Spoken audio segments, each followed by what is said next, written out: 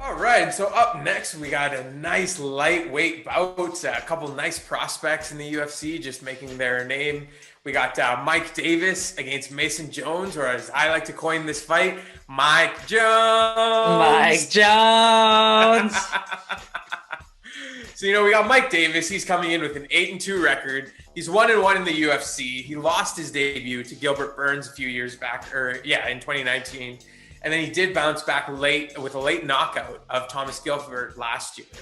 We were actually supposed to see him fight twice last year against our boy Giga, but that never happened. So, we'll be looking forward to this one. Mason Jones, he has a perfect 10-0 record, mostly in the Cage Warriors League. I'm not too familiar with that league, but it seems like that's where most of his fights have come in. And he's going to be making his UFC debut on Wednesday. So I'm really pumped about this one. What'd you see here, my man? Yeah, so I actually think this is one of the more underrated fights on the card because you have two guys that are really coming in. As you said, they're massive prospects. Let's also talk about those different elements of prospects, similar to what we saw with the female fight kicking off the card. Davis is a bona fide prospect, right? He's training with Dustin Poirier right now, who's training to fight Conor McGregor. There's videos out of him and Dustin Poirier training with Mike Brown. This is the real deal. He's definitely getting the good time with his coaches. We're supposed to fight our boy Giga twice, and that didn't even happen. So he should have some size advantage here. He did lose on Dana White Contender Series, but he actually ended up stepping up on short notice against Gilbert Burns. And I guess that's how he ended up getting his contract, step into the UFC and you get that opportunity, right? So I think he looks pretty good, looks the part, that kind of thing. I think the worst thing that's going to be, I guess against Jones is he's going to mix it up really well. I think in terms of level changes, throwing in those really good hooks and strikes that are going to be able to, look for those opportunities to change levels. That's going to be really, really good for him.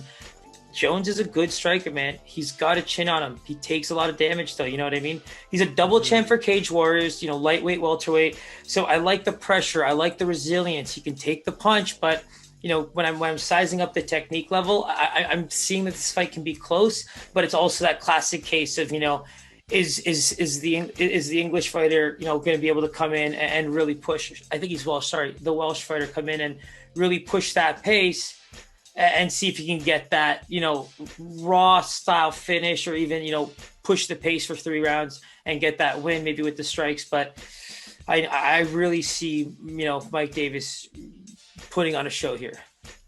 Yeah, and honestly, your breakdown has me pumped for this one. It's going to be a true slobber knocker for sure. Really looking forward to seeing these guys getting in the ring.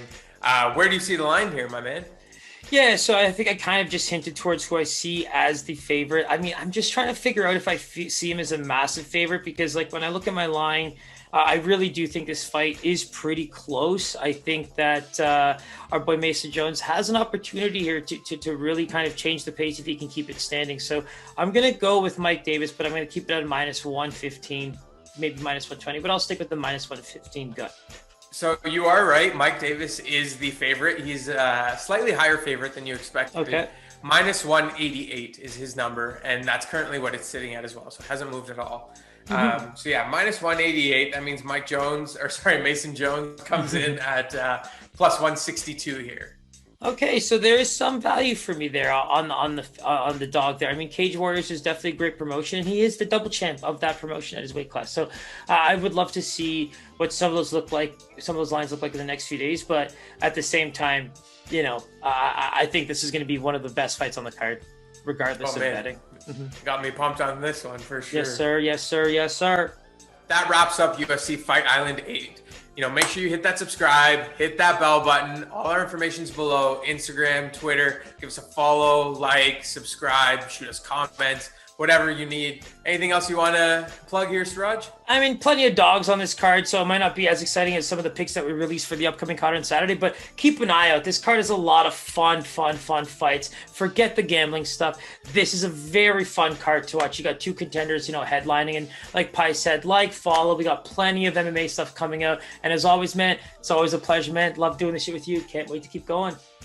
Likewise, brother. And yeah, like you said, man, we get this on a Wednesday. It's a real treat. We're going to have to sacrifice watching the challenge that night. But, we get a nice UFC treat on a Wednesday. So enjoy it. And yeah, always a pleasure, brother. My man, take it easy. Peace. Later.